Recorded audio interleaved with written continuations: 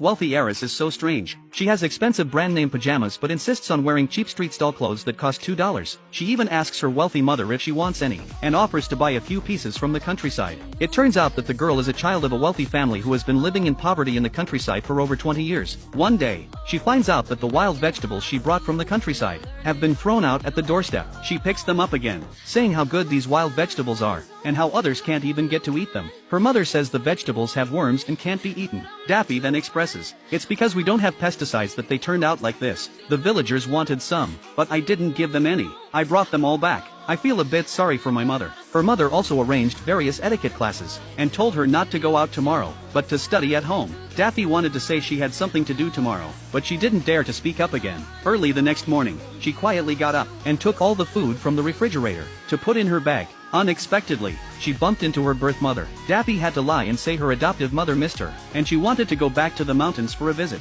Although her birth mother was not happy, she still had the nanny pack all the food from the refrigerator for her to take back, and she specifically had someone buy abalone and seafood, and prepared a bottle of wine for the principal. But she also told her daughter that after this visit, she wouldn't be able to go back for a short time. This made Daffy feel gloomy all the way, because she wasn't going back to see her adoptive mother, but to go on an outing with Tim, whom she liked. When she took out a lot of delicious food, her colleagues started salivating, curiously asking if she usually eats this kind of stuff. Daffy had to lie and say it was a gift from her best friend's client. As for the bottle of wine her mother prepared, she drank it all. Tim noticed her unusual behavior, and called her into the house, to ask what was going on. Daffy finally gathered the courage to confess that her long-lost love was her own sister who had passed away, but Tim misunderstood and thought she was joking while drunk, so he tapped her on the forehead. Daffy got angry and said, "Do you know how much courage it took for me to say that?"